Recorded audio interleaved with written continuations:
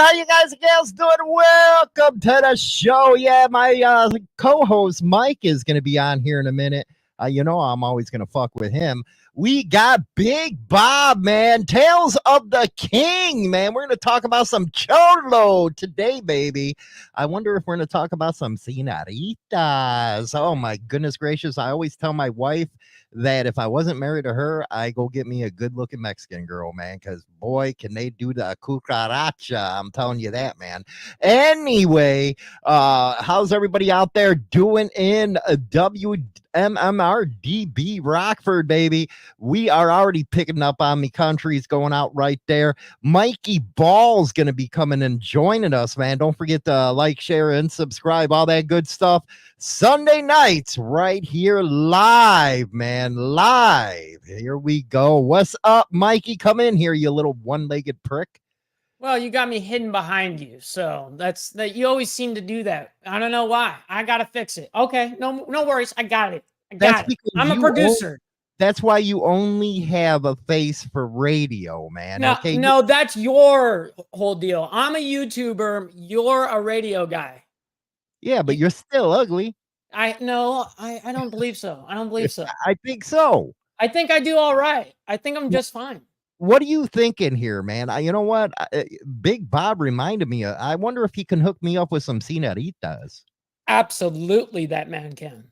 I'm telling you what, man. The only thing about Mexican women, dude, I grew up with them. Okay, they're hot as hell in their 20s and 30s, but get them pregnant, my God, it's over. Ah, shoot. It's all downhill from there. Oh, dude, no.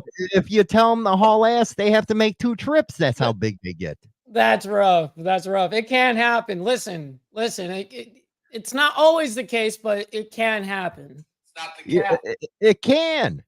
But you know what? I'd go into the bedroom and I'd say this. Want to see my cracker?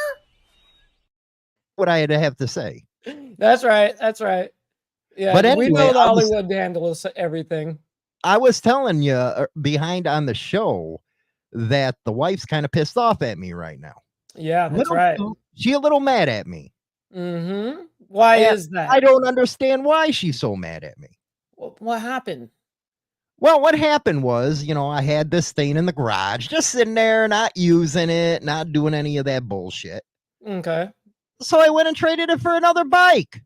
So I got 3, and she's yelling at me, get out of the room. So it wasn't another bike for a bike. You just added to another one. I just added to it. So I'm going to have to ask Big Bob, what the hell's her problem over here? Damn. I mean, she should be fully supporting, right? Like that. That's like, you know what? That is why I always tell you guys, lease it. Don't ever buy that stuff, okay? Because when you get married, besides them getting half of your stuff, they give you all kinds of headaches. That's why if you lease it, you can give it back. That's right. That's right. There you go. And all the problems go away at the same time. You know what I mean? So, well, look what's going on with you, dude. Oh my goodness. You got 1 leg and you're losing your hair at 28. What's going on? Well, I got a lot of stress. I got to deal with your ass. I got to deal with this show, and which is an awesome opportunity. But I will tell you, it's stressful dealing with you. It happens, man. That's the same thing my wife says. That's why I go 2 minutes with her and I get out of there. I'm busy. We got Benjamin Hernandez in here. Welcome, Ben. Yeah, it's not like 3 gals. So you know what? I really would appreciate that, RY. If my birthday's coming up, Mike. It is. What do you want for your birthday though? I'm turning a half a century years old, and I want to trade my wife in for an 18-year-old blonde, but she won't do it for me. Damn. But then I sit there and I'm like, damn, man, I'm 50 years old, wrinkly balls like Al Pacino and his 22-year-old broad. And I'm like, it grosses me out. It grosses yourself out. Yeah, it grosses me out. I like that. I like that. So, can't I get like 3 blondes or something? Hey, I got Rebecca's in here. She's a lesbo. So, you know what I mean? Yeah. Can I watch? I ask her all the time. Can I watch? That's right. I'm just going to watch. All right. Hold on. Just let me see. So I don't get why they have to be so stingy with that stuff. They know men like watching that stuff. I don't know. I think it's definitely a protective thing. Like they're ours, you know. Like I don't know. It's definitely No, they protective. gotta, you know what? They gotta stop being like that, man. Didn't they learn when they were kids to learn how to share? Nah, that's right. Shoot, that. You're spot on right there. Yep. Got to learn how to share. Well, Rebecca says she's bi, so you know what? Every woman is out there. I don't care. Don't lie to me, okay? Do you really Hollywood think knows that? that. You really I think know that for they real? are. I Wow. know they are. You don't think so? No, I don't think so. I Why don't would a think so. woman? You know what? You got to look at it from a woman's standpoint here. Yeah, they'll Why look at would other women and they'll think they're beautiful, but at oh, the look same at us. time and hot and hot. We're a bunch of hairy apes. Who would want to kiss me? I do understand that, you know, and that's why there are a lot of probably buys out there. You know what I mean? That's why I No, think they all are. no, That's I why I don't think think they all of all them are. are. I don't think they all eat carpet like that. But hey, You maybe know I what? might be wrong. It's not carpet anymore. I heard it's hardwood floors now. It is hardwood floors, and sometimes a landing strip. You know, those are hot. See, you didn't have to go through the 90s, dude. You know, they had some bush, man. It was Yeah, like you guys needed you needed a candle and a treasure map in order to navigate through that shit, huh? it You was guys like were like going through the It was like the Amazon forest, man. It's yeah. like, you know, you're waiting for some broad to walk up with a freaking bone in her nose. Hey, do you remember when you used to have to blow to get to the seam? You remember Okay, that? man, you're a little weird there, bro. You're just That a was little the weird. 90s. That was the 90s for you. You weren't even born then. Yes, I was 95. You were born in 95. You Yeah. know what? You weren't even a freaking sparkle in your dad's Well, eye, man. no, I wasn't. I wasn't, but I know about the 90s. I'm very aware. I wonder, you know what? I always wondered about this. You know, probably you back in 95. How did you swim and beat everybody else to the egg? I don't know, but the legless guy won. That's all I gotta say. I Anyway, beat we're him. going to bring in our special guest today. It is Tales of the King. He's back there. He's doing a black dragon with his beard right now, combing that sucker down, man. That's He's right. Oh, doing yeah, that he's nice. vato thing, man. Vato locos forever, homie. You know, going to get some Taco Bell. Well, let's get in here some Big Bob, man. What's that, That's right. Bob? You guys, What is king going on? himself. what's going The on? king- What's going on? Thank you for having me, man. I appreciate it. It is No the king problem. himself, right? The king himself, man. King of the tail. I wonder, do you get a lot of tail? You look like you do. You're a handsome guy. Thank you. No, I've been married. I've been married over 20 years, so I guess I can say I do. I do. You know. That's right. Keep Well, that confidence. At least you don't get sickly dick, man. That's what I always tell people. Watch who you're doing out there, man. You got to be careful out there now. Hey, So it's crazy time. You know what I mean? I'm That's right. telling you, man. So Bob, man, Yes, sir. Bob. Let's hear about you a little bit, man. Let's talk here. What do you guys want to know? You want me to just break it down for you? What I'm about? Who I Yeah, am? well, basically, for those that don't know who you are, well, who the hell are you? That's So right. I go by Big Bob, man. My name is Bobby, and I host Tales of a King on YouTube, Instagram, just how it sounds, Tales of a King, and been married over 20 years, 2 daughters, been riding all my life from dirt to street. Right, riding is nothing new, and we our YouTube channel. Basically, what we do is we just show the positive side of what's happening in the biker community, events, shops, builders, products, painters, this things that are, I guess, people won't show you or don't want to show you or maybe are afraid of, right? Everyone has this stigma of a biker, right? A lot of people do. Well, this is what they're doing maybe that on the flip side that you don't know about. And that's what we're here to do. And, it's working, man. People dig it. We're blessed. We got to do some cool interviews. Got to be some cool places, you know what I mean? I can't lie, but basically, man, that's what we're about. It's a good time and riding, man. Recently, Well, you know what? Before we get into your show, let's get into you. What got you into motorcycling in the first place? Well, we lived on a ranch in the 90s. And so you know what I'm talking about when I'm talking bush, okay? And so my dad bought me a dirt bike. Fell in love with it, man, instantly. Which I think as a kid, a lot of dudes, right? Not everyone, but a lot of dudes they like that biker thing, right? I mean, I see bikers, big beards and tattoos, and like, man, those are bad dudes. So started riding dirt bikes, fell in love with it. Did it throughout my life, and when I graduated to motorcycles or street bikes, same thing. What did you start off on? Was it like a YZ 125 or No, so it was actually like a Kawasaki, a used old one. I mean, just beat down. It was just, it was used, right? We didn't have a lot of money. Later years, I was able to buy myself a brand new one, late 90s, stuff like that. But it was just an old Kawasaki 3-wheeler. And then we had a 3-wheeler for a little while too, just that's awesome. Just the love for the sport, right? For the motors and the wheels. And then I raced for a little bit, right? But before someone starts talking shit, I raced amateur. So amateur meaning there was only one dude that did doubles. Everyone else kind of. Oh shoot! Yeah, that's right. So I hit it a couple times, but that's as far as I went. That was the end of my racing career. I was like, yeah. Now you know what you said you raced, and this is a very interesting topic.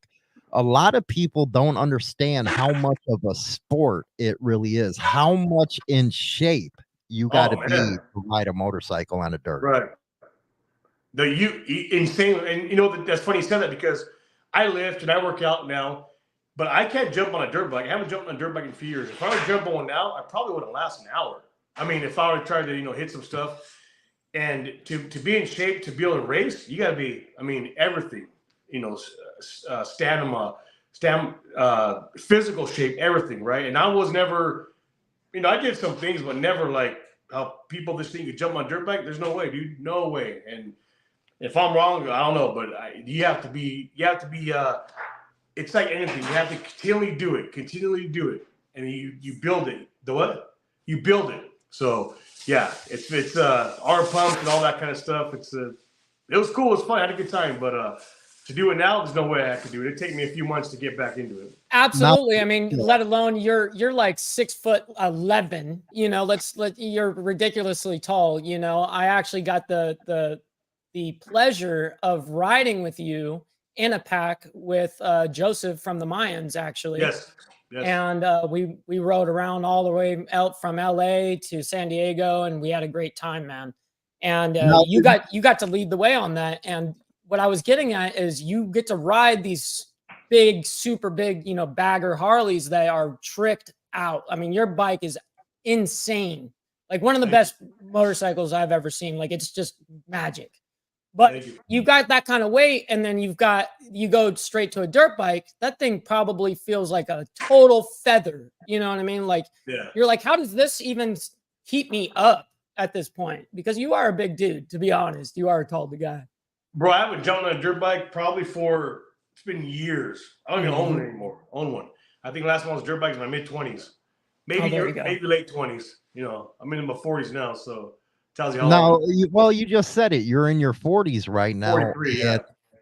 The motorcycling community is having a lot of problems with getting kids into the sport. Do you think that major networks should start showing more of motocross or Moto America type of stuff to get these kids involved and off the YouTube or off the Xbox? That's a good question, because how do you engage them if they're not even engaged, right? If they're not watching to begin with. But I do think so. I do think that'd be a good thing. I don't have nothing against the new age, right? It is what it is. Here we are. But at the same time, there has to be that division, right? That's okay. You can be on your phone when you're home or your tablet, whatever it is. But during these hours, you got to be out. I think we do need to bring back somehow. I don't have the answer or what the remedy, but yeah, somehow, because personally, in my house, we don't have cable. So, and I have girls anyway, but they're older. But if they wouldn't have known about that anyway, unless it was from me. Like, they don't care about the motorcycle scene pretty much. Like, they grew up in it, tattoos, motorcycles. Dude, that doesn't bother them. So, right. But if they were never introduced to it, it might have, right? I'm speaking on girls. So maybe if you have kids or even boys or whatever, introduce them to it, right? Introduce them, look at these dirt bikes, here's this, and anything, sports, whatever. Because I think a lot of households too don't have cable. like myself, right? We don't have cable. We don't watch it. We watch movies or, like you guys do a lot of editing or a lot of the things on just on the Wi-Fi or, streaming. So I don't know. That's my take. But I believe if there is a way they could bring it back somehow, yes, I think so. How do we get these kids away from the thinking? Because they are the entertainment generation, is what I call them. And they see a lot of shows that ain't spreading a good light on the biker scene. How do we get it into their head that that's not real? This is what everybody's really about. Like you said on your show, you're showing the different aspects of what goes on in the scene. That's a good question, man. You're coming today, huh? Yeah. Yeah. I think for one, being real. A lot of the influencers, right? And I hate saying this. Technically, yes, I am an influencer, right? But whatever. You are. Absolutely. That's part of my nature, right? And I hate saying that. But being real, right? This isn't all glitz and glamour. And Mike will testify. I'll say that shit all the time on my channel. Look at, we were here the last 2 weeks. But guess what? Back to reality tomorrow. I got to get up at 3 a.m. for work. I got to go out and do my thing. So if they could understand the separation of social media and real life, that a lot of times there's like clout chasing. Just quit showing the kids that quit clout chasing. Be real. Be organic. Now I get it. Some people have a character, right? I understand that.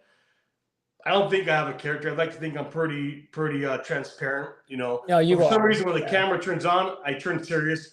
That's not a character. That's just my nature. I don't know. But outside of that, I'm pretty chill. I'm a relaxed guy. I like to have a good time. But for some reason for myself, when the camera turns on, it goes like instant, like business. And But if we could show them, look at this is one side of just one side of it, right? It's that much of life. You still have this much of life you have to get through. Well, I like that you said that, and I like the fact that you said that you wake up at 3 o'clock in the morning to go to work. A lot of people need to understand that bikers, even, diamond holders, that's what they do every day. What you see in the entertainment field is not what it is. Hardworking people taking care of their families, putting food on their table. And I think that's being lost with all this type of entertainment. Like you said, influencers and stuff. I think what has been taught or what is being projected is it's a way out, and it's really not. That small percentage may hit, and my God, if they do, congratulations to you, badass. But you got guys like myself, like Ballbell, like yourself, who's been in it for a while. I'm still waiting for my time. But if it never happens, it never happens. At least I know what I did, what I did while I did it. It did something. But I think what they're preaching is do this YouTube, do this TikTok, do this Instagram. You're gonna blow up. You're gonna blow up. And people are selling themselves. People are selling themselves for totally. I don't know a percentage, but a big percentage is probably for nothing. Probably for nothing. I mean, I can get deep in this, but I'm not. It's very true. You're spot on this. I love that you're diving actually into this subject because it's very true. What I want to know from Big Bob is who he is, and off air, I want to know about his work ethic and why you would tell, say, your daughters why it's important to go to work. Okay. Well, I've been at the same company for it'll be 20 years in January. Oh wow, hell yeah. Yeah, I've always been in industrial construction, meaning I built tanks at one point, oil tanks, water tanks, big risers, and I moved on to a cement plant. That's where I've been most 20 years in January. We get up, we go to work. The importance of it, right? I'm union proud. I'm proud of that.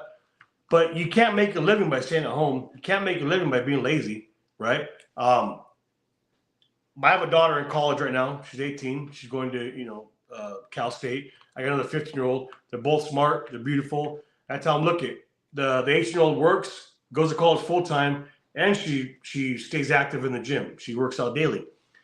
And those are just things maybe they see me do. And people ask, well, how do you stay so busy and do everything you do? And my answer is, I don't know. It's so normal, right? If you want something, you have to do it. It's as simple as that. There's priorities, and then there's things that you love. I love lifting. I love training. Is it a priority? It's not. Absolutely not. Training and working out is not a priority. But you know what? It's something I enjoy to do, so I'll find an hour and a half to do it. And if that just goes like in life altogether. If it's something you love, you'll make time for it. Don't get me wrong. Things happen. You hit and miss. Traveling, you know what I mean? We're doing this and that.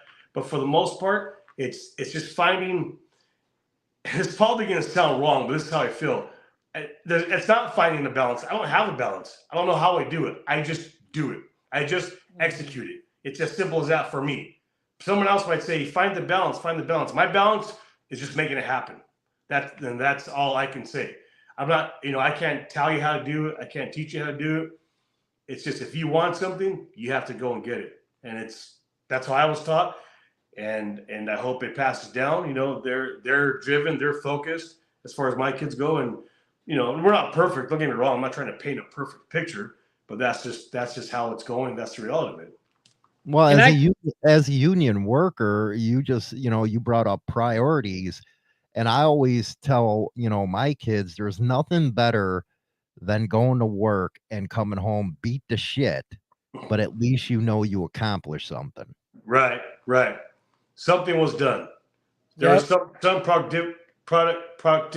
productivity done, for the day. Yep. Hey, whether it was 2 hours or 8 hours, whatever, you dented it. You actually made an impact by being there. And that's something that I got to enjoy before, where I was basically kind of focusing full time on this. And before I lost my leg, having that career out of sea, that's basically how I felt is every day, though it was the hardest work of my life, it felt gratifying knowing that I actually did make an impact of for the world, for the shipping. You know what I mean? And so it actually made a dent. And just like your work, you do the same thing. And you are very busy. I can attest to this. I follow you and watch what you do. And it's crazy the amount of stuff that you do within a day. And you're actually like a guy that I know he schedules his day literally by like the minute. It's like crazy. But they're really organized with their calendar. Is that something that you use and utilize or no? Absolutely not. I've tried it. Wow. I'm gonna be honest. I've tried it. I tried using now I will use like the calendar for reminders and the but just the basic stuff. Just the basic stuff. I keep all of it in here. A lot of my stuff is routine. Now if I'm traveling or we're doing shows out of town, whatever, that's different.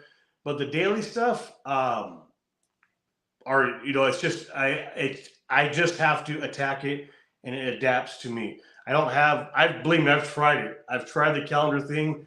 I've tried everything. For me, it's just if it's important, like I said, I'll put it in my notes or my alarm.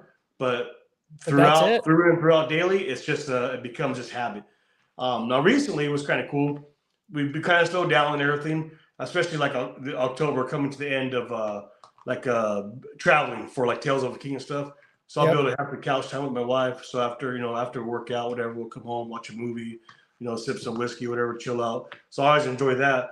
But once it gets going, it's just like, balls to the wall. We're going, Yeah. And his stuff is incredibly cinematic. I mean, it's movie grade. It's incredible, the quality that this man puts out. And it's actually an honor that some of you guys don't know. Having Big Bob on the show right now, he's interviewed some of the most incredible legends on his show. And he's never really on the other side of being interviewed. So it's really kind of cool for him to be on this side of it because he's usually the guy interviewing. I don't think I like it. You're like, I don't like this position. Yeah. Now, you mentioned that you got in the dirt bikes early on, but what got you into where you're at now, the Harley Davidson? What made it so special to you? My dad. So he rode and, he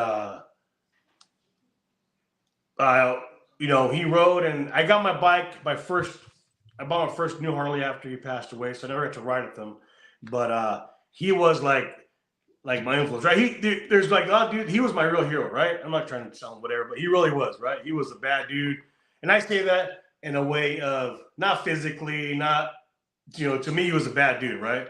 Mm-hmm. And so that him and he wasn't tattooed like me. I mean, we look alike, but he wasn't like heavily tattooed. He rode, he had a good time, just like what I'm doing now, except I do what I do on this, all this other stuff.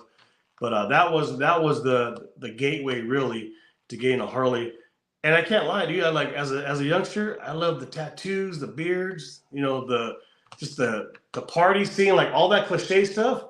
That was me, and that was what you were about. Yeah, still about it. You know what I mean? A little calmer now, but still. No, I've been around Big Bob when he's partying. I've been around. Trust me, you can get a little wild. It's cool. So, what was your first bike? What was your first Harley? 2006 Softail Deluxe. I rode an FXR for a while, then I rode a GSXR for a while. That GSXR didn't last long. It was a couple of months. But the 2006 Softail Deluxe. Choloed out, of course. Bought it 2000. What drew you to that bike? The gangster look. Yep. Gangster look. And I never was a gangster. I never was gangs or nothing like that. But I just, maybe it's just in my blood. You know what I mean? Like that's my thing. We had, obviously had the white walls at 21 in the front, 16 in the back, 18-inch Carnelias at that time. Samson fishtails, 30 to 39, the Cholos, right? The stupid big, well, they weren't stupid to me, but back then, no, but everyone, yeah. And that's the B-class just kind of come about. With the Cholo style, it's one of my favorite ones, but a different way to me because I'm huge in the lowriders. And the artistry that actually goes into a Cholo. A lot of people, they just look at it as style and stuff. To me, it's a work of art. The line, absolutely, it is. Am I right on that? You're right, because my Deluxe was stock paint. We had the white walls, of course. We had the apes. We had the fishtails. I never got crazy with it. Now, when I got my Road King, I had it for a lot of years. It was an 05 as well. Had it for a lot of years. Just about 3 years ago, maybe 2.5 years ago, actually my wife wanted to paint it. It was black, had black walls, 21 spoke, 16-inch, rear. We had straight pipe, straight cut. So it was kind of the opposite of what the Deluxe was. And my wife said, let's paint the bike. I'm like, I don't want to paint the bike. I haven't washed it in 2 years. Why do I want to paint it? Then I got to wash it. So my buddy, OG La Tortuga, shout out to him. He painted his bike, his Road King. I said, damn, that looks clean. So my wife said, well, just have him paint. I said, look, this is what we'll do. Okay, because, I got a listing, right? I got a list of mama, right? She wants to paint it. I said, well, paint it, throw some new wheels, and maybe some air suspension. So this adds something to it. Long story short, that thing went frame up pretty much. Paint, air ride, front, rear, tunes, chrome, just it went off. It went off. And it turned into the bike. What do you think about the style?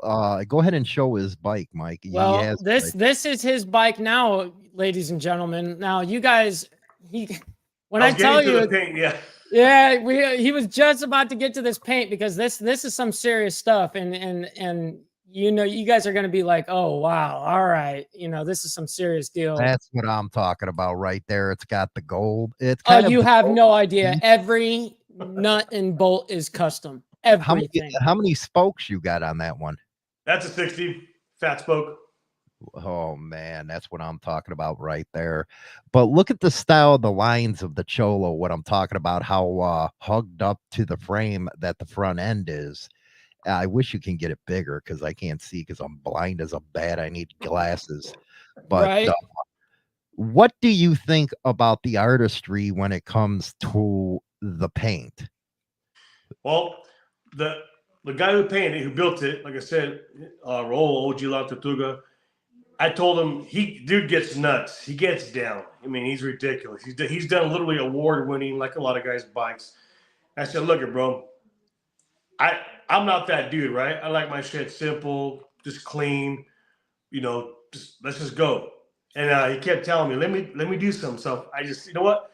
When I dropped it off at his house. I said, do what you want, but remember, I'm going to be on it. And meaning, I feel like your bike has to match you in some way. Like, you know what I mean? I feel like you are your bike. That's who you represent. That's who represents you. You know, that's how I feel. If it sounds cheesy, but I really don't care. I feel like what you're on is you. And when he did that, he came up. I didn't see it till it's done. I said, I don't want to see it till it's done because I didn't want, you know, he does crazy patterns and crazy lines, and that the way he did that was simple to the point, and it's just all. And what's crazy is he's done a lot of bikes, but you know they're not similar, but you know that's his paint. I don't know if that makes sense.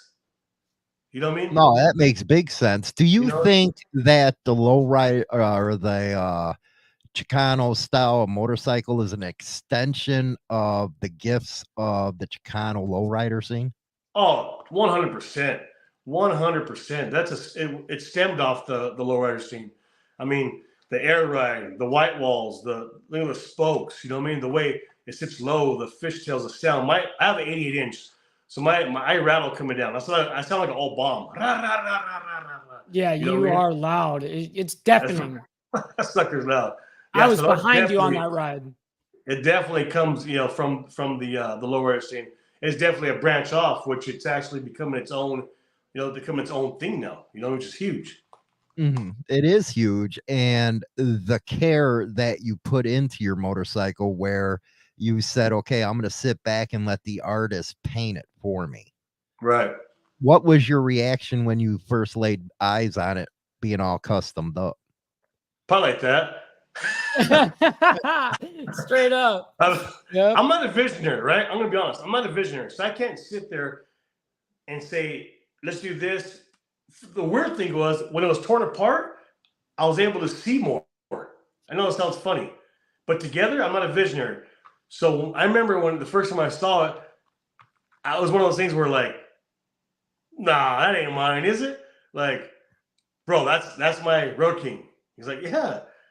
I mean, I was blown away, like unreal. I never, not only did I never want, and I don't mean disrespectful, I never wanted a Vikla, let alone I have one, how I never wanted one. You know what I mean? Does that make sense? I mean, I go to the garage every night. I mean, I open the door when it's home and be like, bam, look at that sucker. Yeah. And it's even now, right now it's in the shop because of, you know, on my way to Arizona last week, we had some issues. So I ride. So people ask, yes, I ride. Yeah, he actually rides that bike, by the way, guys. Actually rides. But even up to last week, before we left, Friday, was it Thursday night, opened the garage, I'm like, yeah, you know, it's been a couple years since it's been built like that now. To me, it never gets old. I don't know, you know, and I talk to a lot of dudes who have built vehicles or built bikes just in general, even like performance, and they're like, dude, I just go open the garage, I'm like, that's my girl, you know what I mean? Like, there she is. Well, put a lot of work into it. Yeah. For sure. You know what? Go ahead. Now it's washed every month. I don't play. That's right. Well, moving on, Bob, let's talk about the Tales of the King, what it's about. And you have done a lot of great interviews, and I'd like to know who your favorite one was. That's a good one. Wow, you can put him in a spot like that, huh? Welcome to Hollywood show, man. Yeah. Oh yeah, shock jock. Yeah. I don't know if I have a favorite one because a lot of them have different elements of what they do, right? You know, we did Danny Dixon of Dixon Flannels. We've done Mike Pro Lids from Mike's Pro Lids. We interviewed Mike. You know, I got one. Speaking of names, you know what I mean? I'm name dropping here. I don't do that. You guys know me. I'm not like that. No, that's absolutely right. Joseph of the Mayans, right? They all bring something different. I don't think we've had one interview that was the same. So, but as far as a favorite one, I don't think I have a favorite. I think I just love to be out there. I mean, let me tell you. I'll tell you first of all, to be even accepted, right? I DM'd Danny Dixon on Instagram, straight up. I say, hey man, a couple years ago. I said, what's up, bro? My name is Bobby. I said, I have a YouTube channel, you know, called Tales of a King. I'd love to have you on if you're able to do it. It was like, let's do it. It took a few months to figure out. We finally did it, bro. Insane. That dude, the hospitality, nuts. We showed up there about 9 a.m. We didn't leave till almost 10 p.m. I mean, we did the episode. We partied. He bought us food, his drinks. I mean, we hit it off. Good times, solid dude. Nothing but good times. You know, what's the payoff like for you doing all that work in the background and finally you got your interviewee sitting right in front of you? Is payoff was like is like, wow, we did this. I say we, right? It's only two of us, but and of course, you know, naturally everyone's involved, whether your family, people support you, it affects everyone, right? They may not be there physically, but it affects them. It's trickle down. Yep. The payoff is for me is like, damn, we actually did this. You know, we were actually here. They accepted our invitation, and we did it. Now, in a little sense of payoff, there is no payoff. I guess what? I drive back home Sunday. I go back to work Monday. What did I make on that? Absolutely nothing. I spent about $500 in gas and hotel money and food, and that's what I'm out. I'm not talking about money wise. I'm talking about. But that's good. That's actually good to know because we talk about that often as well. That YouTube is people have this glamour thought about what we do, but really, realistically, it's not paying out like people think it is. But yes, Hollywood did have a different angle. The payoff is the fact that okay, if I could do this, what else can I do? How much bigger, right? How much farther can I go? And I would like to go bigger eventually, but one thing I noticed about our show is people dig the everyday dude, the everyday shop, the everyday, you know, builder, the guy who makes a product out of his garage and now manufactures it through someone else, right? Because they can relate to those people. And so we messed around with you know, this I guess celebrities in a sense, whatever. And one thing we found is people, I guess they can relate more to the everyday blue collar or whatever it may be. And so for me, the payoff is the fact that Danny Dixon, right? Like he said, no publicity is bad publicity. Not that he needed ours, but you talk about some of these other people that we interviewed who maybe they said, hey, bro, after the show, I got 10 orders. Or after the show, I had like, you know, 15 people hit me up about builds or, you know, wanting this done, wanting that done. To me, and that's what it's all about, right? That's what the show's about, is bringing light to what everyone's doing, everyone else is doing, right? That's the payoff, is the fact that, okay, what we're doing is actually working. Like, damn, dude, you built 3 bikes since you've been on the episode? That's huge. Like, awesome, you know? So what we're doing is working. What we're doing is actually people are watching, people are listening. Even if it's just hey, how much for this? And nothing happens, but to me, it's like, dude, they reached out to you? Awesome. So it's working. Now you're in their head and their ear. You know what I mean? Yeah, so and Tales of a King is incredible. Like you said about the everyday average Joe, let's just say. It's incredible because there are amazing people that aren't celebrities that really put their love and admiration, heart, money, soul into their motorcycles and have a real story, but they're not in the public eye like that. And you really get to catch those people that are really like in the underground.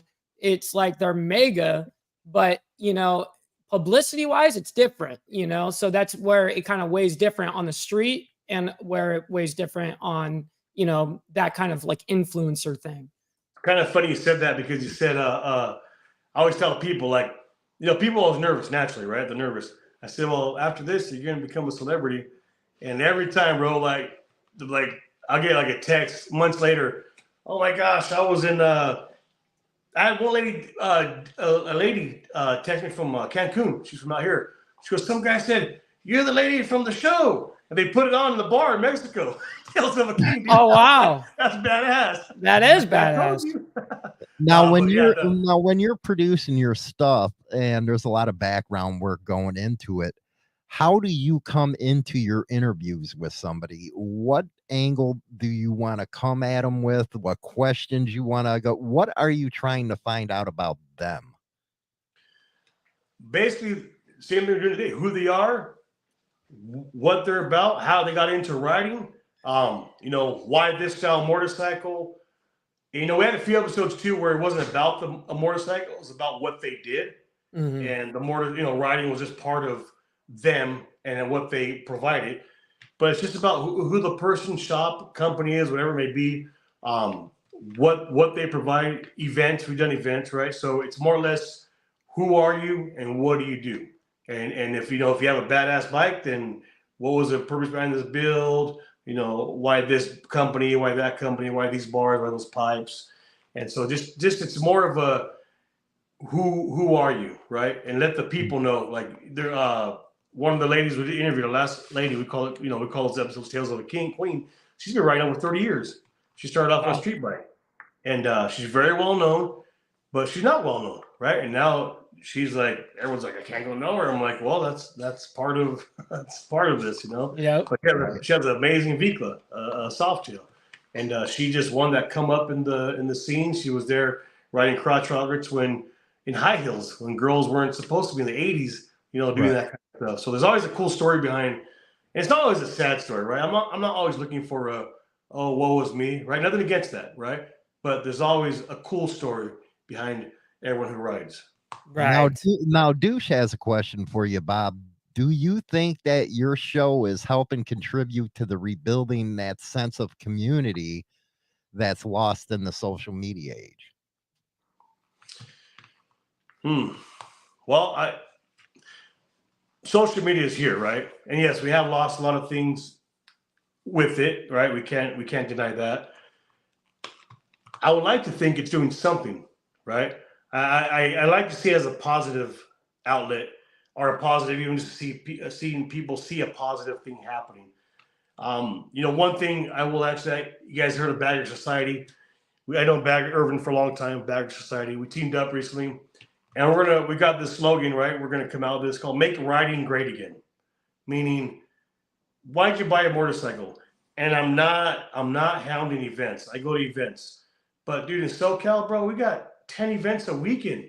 It's ridiculous. 10 events, easy. You could easily do that in probably within a day and a half. You know what I mean? It's kind of wild.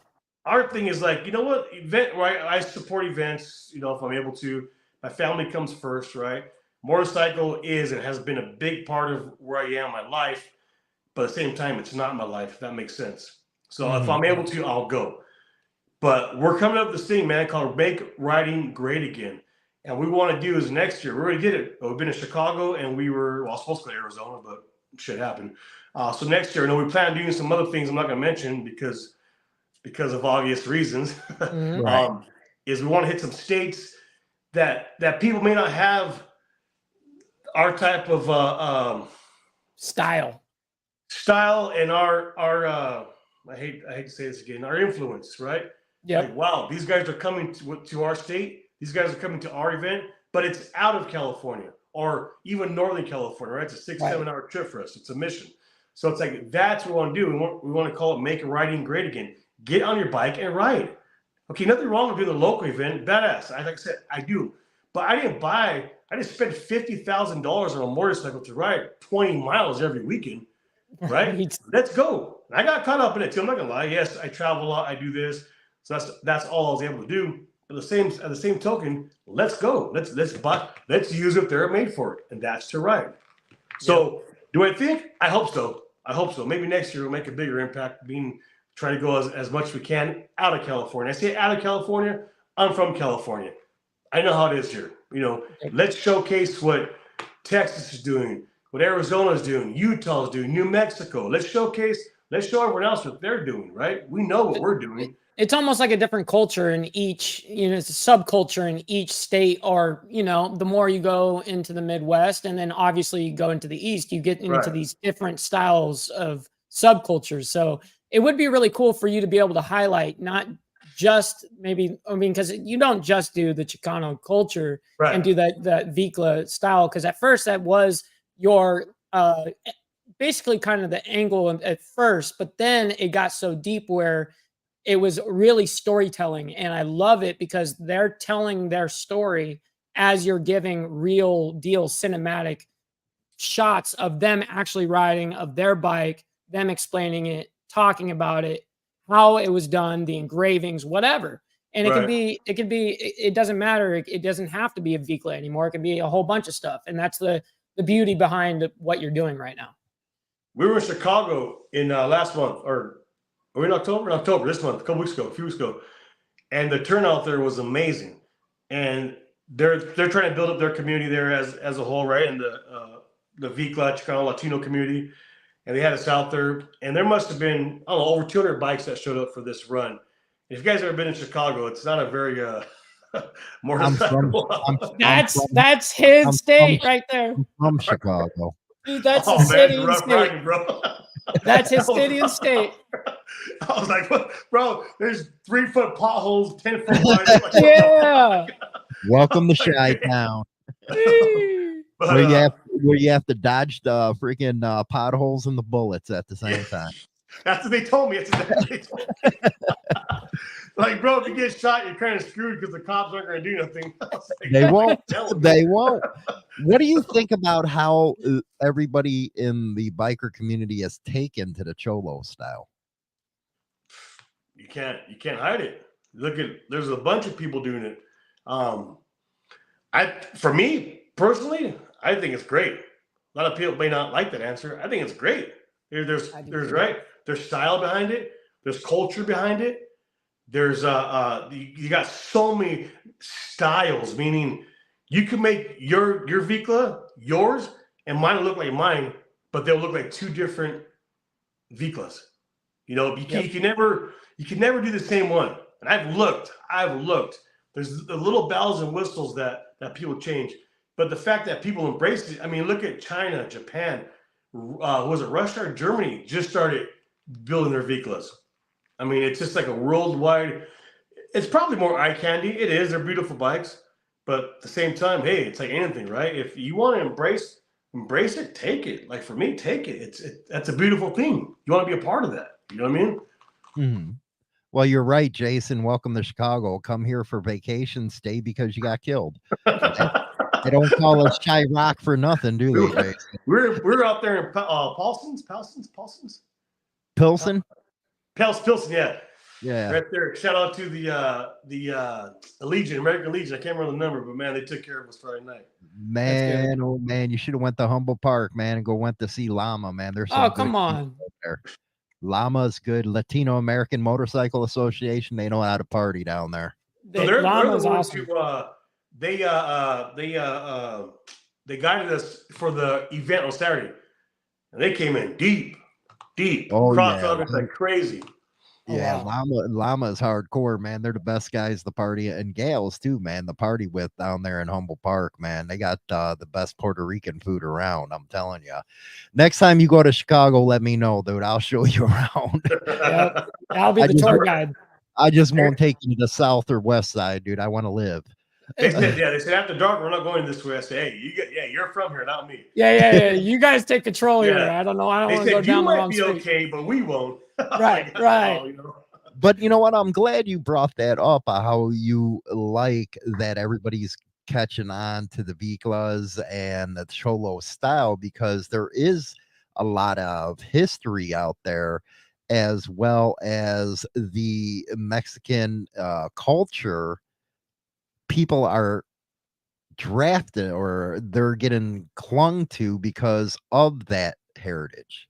Right.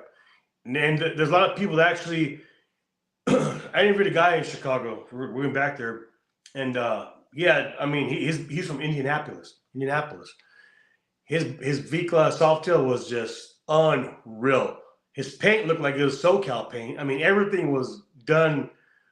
I hate saying that, but SoCal is the Mecca. Yeah, right? no, it's mint. It's mint. You know? Yeah, for sure. And I seen this thing at Fresno, bro. Who painted this? He goes, "Oh, a guy out here." I said, "Damn."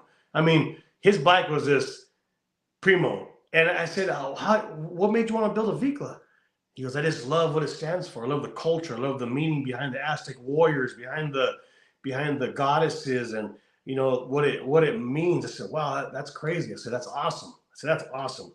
So people are actually not only saying that looks cool, but what does it mean? You know what I mean? What's it stand for? What does it stand for? Where you don't have other styles of bikes where people say that. No, this is centered around the Cholo.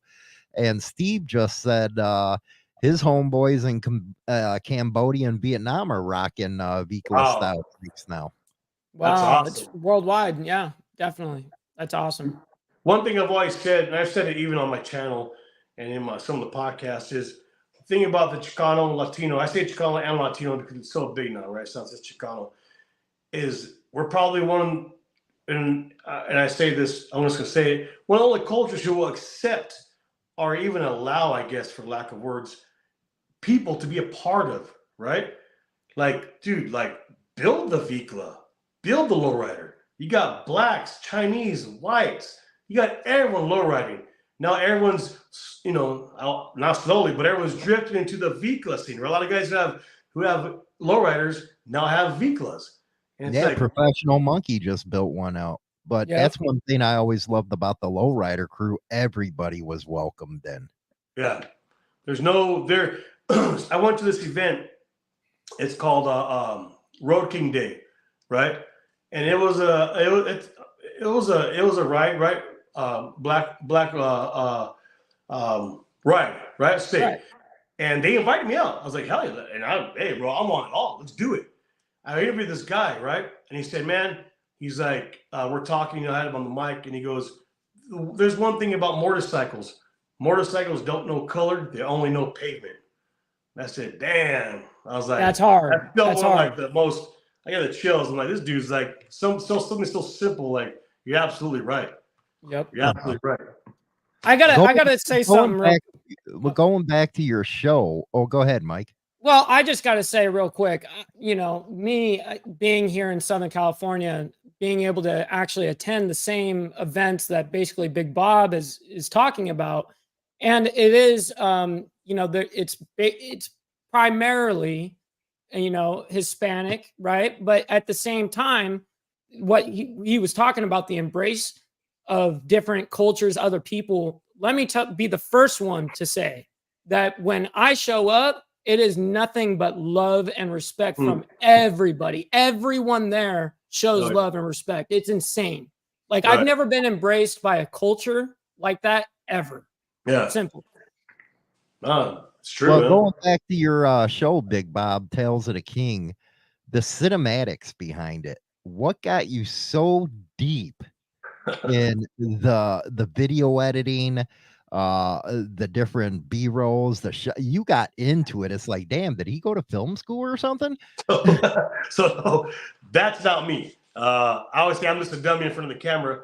That's Alpha Films, Julio, who so that's the man I met. He was 19. I met him at the gym, and he was doing just working out videos on his iPhone at the time, but he was doing it for people. I just told him, hey, look at I can't pay you, blah, blah, blah, but I would love to do some things with you. Let's do it. And I told him, I said, I can't pay you, but one day it's going to pay off. And just recently, I'll say this, recently we parted ways a couple months ago due to the fact he outgrew me. And I'll never hold you back. I'll never hold anyone back. And so he outgrew me. And we're still, everything's good. We parted ways in a sense where I told him, you need to go, literally, like. So he's out doing, I mean, he does, I won't say because I'm not supposed to, if I'm supposed to, but he's doing some of the best builders. He's doing their promos, videos. He's doing all their, I mean, that's the man right now. So yeah, that's the man. The cinematic stuff, that's the man behind it. The new stuff, you know, it's me. How do you feel being able to build somebody up where they actually got bigger than you? It doesn't bother me. It doesn't bother me. Is it a sense of accomplishment in that helping somebody get big? That's what I always say to creators: get bigger than me, you know, do your thing. And it makes you feel good that you help somebody. Well, that was the whole reason. Once Tales of the King started taking off, I realized it's not that it was, but it's not about me. It's about everyone else, right? Yes. No one. My name, my face is already out there before this, in a sense, right? Yes. But who's this guy? Who's that guy? Who's this builder? Who's this product? Who's this, you know, blue collar dude that just works his ass off for his family? He has a nice lowrider, a nice bike, right? There might be some kid going, man, I want a bike like that. Well, hey, I'm a carpenter. This is how I did it. You know, imagine if you were a carpenter. Imagine if you got into some trade. So for me, it's the fact that, yeah, what we did and how we maybe showcased you, you know, game over.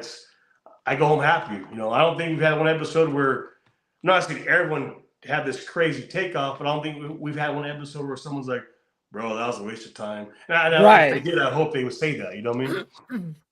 Well, you know what? It's so interesting that you brought up your carpenter. So your carpenter skills help you build something, and you took that to building on YouTube or whatever platform you're on. Right. We interviewed a guy at San Diego named Renee, and he has a sweet Road King. He has a couple of lowriders now. But I asked him, well, how as a cement concrete pourer, you know, I can't remember proper name, sorry. Well, how were you able to have this beautiful house, this beautiful, you know, Vikla? He said, man, make it work. He's like, I did side jobs for years and years, and that money I set it aside. I said, so you don't have to have like a business or be this extravagant influencer or have sponsors. You make it happen. You make it work. And he used what he knew. I forget how he said it, but he knew. I used what I knew how to make money after work. Yeah. And I mean, I was like, whoa, it could be done. Anybody could do it. How important is it for you to surround yourself with people that can help you grow? You know, for instance, you know, I work at a shop, and, you know, I'm like awestruck when all the mechanics are working on the cars and stuff, because it's technology I don't know, and it helps me grow. How does it work with you? How does it work when you help others grow? Is it important to have, you know, surround yourself with good people? Oh, definitely. Definitely. And I think like most of us is we have a certain, none of my friends on a daily, I guess you could say, or like, you know, people I ride with or people I hang with, they're not into what I'm into as far as like social media and all that. Right. But we're all the same. We all have the same goal. We all want to win. We all want to achieve. We all want to get better. We want nicer things. We want, you know, provide better. We want to succeed in life. I don't really have like Mike. I reach out to Mike. I don't really have a lot of friends, and I don't know if this is right or wrong, but for me it works, that are into what I do. Now, there's guys there is a few guys that I could go to, because not even my friends don't understand if I have a bitch about what's happening right here or what's happening in social media. They're like, who cares, bro? Like, so you got to have those few people that understand you, that can really relate to you, rather than yes. They're just trying to understand when someone like me can like understand, like, for instance, your media going, you know, a camera going out for a second and how dramatic that can go, you know, and we're dealing with mega cameras here. We're not dealing with, you know, an iPhone, you know? right? So yeah, it's incredible. So yeah, But it is important for that, isn't it, Bob, to surround yourself with people that want you to do good. You don't want to be around negativity. No, you want people who are like-minded, and the one thing I've been really focused on lately is, because it's been happening, like you said, people outgrowing you or passing you. That's just the way it is. Hey, you know what? And if I was part of that, badass, dude. If I was part of you moving up, awesome. Because I know eventually it's right there. I'm right there. You know what I mean? I'm not chasing you. I'm just right behind you. Right. Yep. You're focused on your own ride, you know, and you're glad that he is doing what he's doing, you know, because you were able to basically put him in that position. Now he's taken off because he does so well. He's so talented, and you're so talented as well. So the same thing is going to happen to you. You know, naturally, if you just follow your daily habits, that you're going to get to that end goal blindly without even looking for it, because you are putting in the daily habits every day. Exactly. I talked to this guy who owns a clothing brand years ago, and I have my clothing brand still. I won't say who it is, but I see them in downtown LA at the Garment District. We're buying shirts. He said, "Hey, Bob, how's it going, bro?" I said, "It's all right, man. You know, just I was doing the comparison thing at that time. Now, mind you, I just had the clothing brand. I didn't have none of this. And I was like, you know, these guys are blowing up." He goes, "Focus on you." He goes, there's billions of people in this world, not just what's on your social media, not what's in Southern California, billions." He's like, quit worrying about what everyone else is doing and just focus on you. I remember thinking, that's so simple. Yet Now, as a father of successful daughters, and talking about that, how did you approach them on how to achieve their goals in life? well, a big thing was, I think a big part of that was they've been there. We started a clothing brand. They were what? They weren't even teenagers, so they've been a part of that. We took them everywhere, besides certain events. I think a couple Arizona events that that I wouldn't be like, no, no, no, Right. it might get a little wild. I think Vegas, the Vegas one, we didn't take them to, but so they've been there. They've been a part. They've seen it, right? They've seen they've seen the what it takes, the long nights, the early mornings, the road trips. And I've always just told them, like, straight out, like, one of my favorite sayings: if you want something, go get it.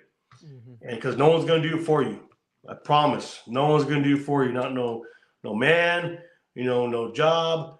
If you want to make it happen, you have to make it happen. So I push school naturally, right? But I would say if you don't want to go to school, you need to find some kind of career, because you gotta have some kind of foundation, some kind of a job or a career, preferably, that could take you a long way.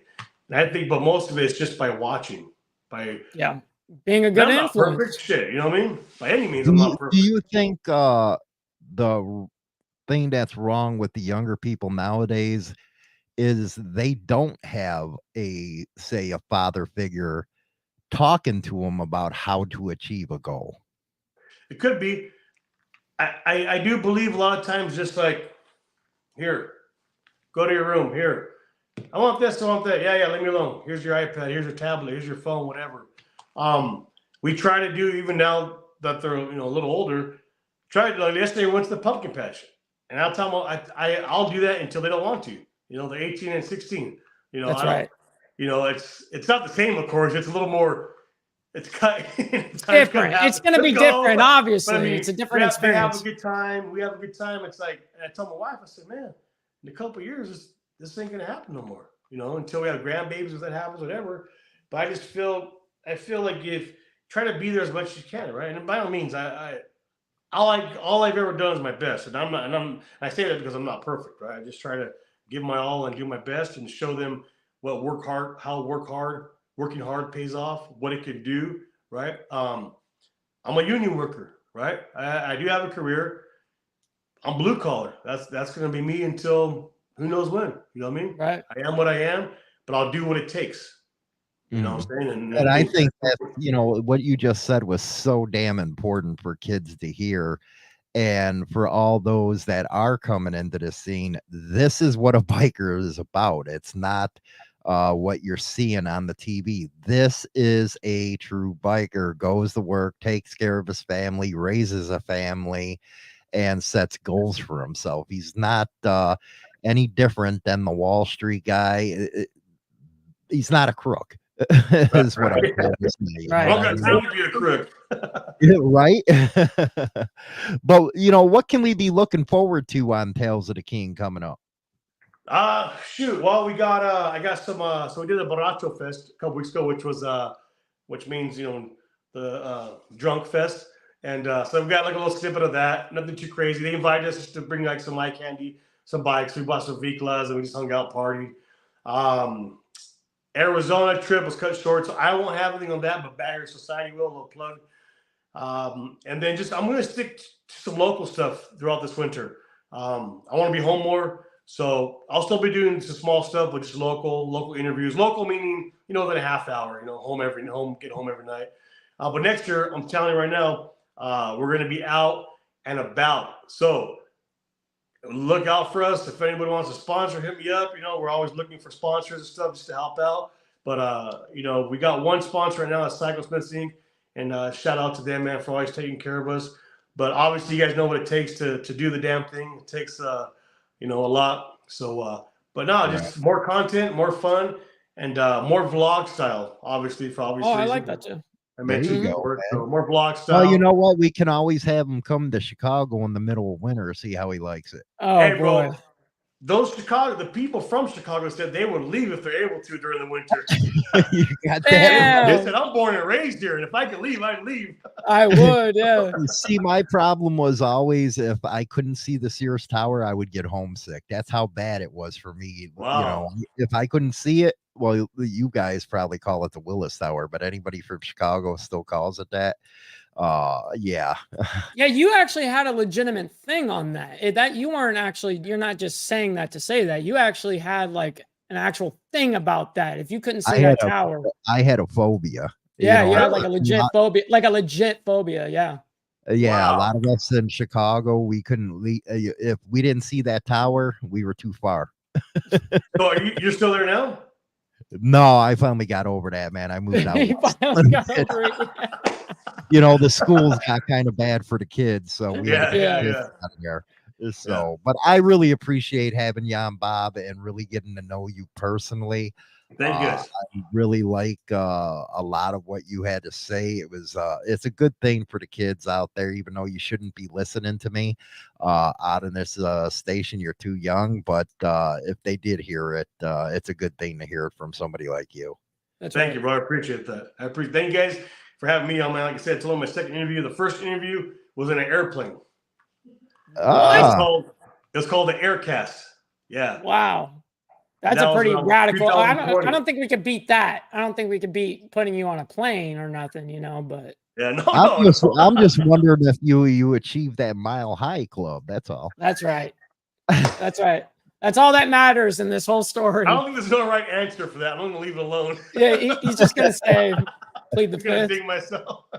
Well, everybody, that was Big Bob from Tales of the King. Just make sure you go over there and check him out. Real down-to-earth guy, man. Blue-collar worker, union boy right there, man. What union you part of? USW Local 1247. Oh, there you go. Rock on, man. As well as I sit on the committee. So this add one more thing to my wow, just my another resume. Oh, thing. you're on the committee? You a steward? Top 5. No, the board. Oh wow, yeah, Jesus. man. So you're really, I mean, you're always scheduled. I mean, you're not going to be posting that stuff on your social media. No, obviously. yeah, no, that's so, what I do. but just knowing that you have that on top of what you post, holy shit. You know what? You know what? For my final question, and it's going to be kind of a controversial one, Bob, and you might not want to answer it. But since you're union, where's Jimmy Hoffa buried? Thank you for tuning in. I'll tell you what, it ain't where I'm from. Damn, I thought I'd get it. Anyway, everybody, hopefully you guys had a good time and all that good stuff. Again, Tales of the King with Big Bob, man. Go check it out. It's on YouTube and stuff. He's really getting down right over there, man. Cinematics are awesome. But anyway, we'll let you finish off, Bob, and we'll end up. Thank you guys, man. Appreciate you all. Nothing but love and respect, man. And everyone who's watching, thank you for all the continued love and support. And I always say it, without any of you guys, anything I do or we do could never be done or accomplished. So thank you. I appreciate it. Rock on, man. We'll catch you on the Madhouse tomorrow morning, you crazy ass hooligans. And that's it for a Motorcycle Madhouse Morning Mayhem. Don't forget to visit us on Spotify, Apple, iTunes, and all major